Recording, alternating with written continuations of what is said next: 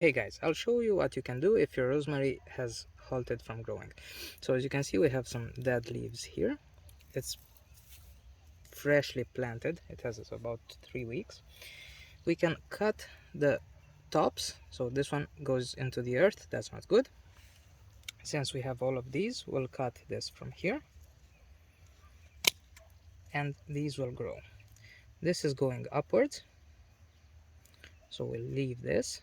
We'll cut this from here. Even with this one, we'll just pinch the top and it will prompt it to grow a little bit. This one will cut it from the base because it's going down. This one will pinch the top and the same as this one. They're both going up, same as this one. So just by pinching the little tops, you're prompting it to rejuvenate and create new plants. Obviously, all of the dead branches you can cut freely without any worries, and this one like so. That's about it.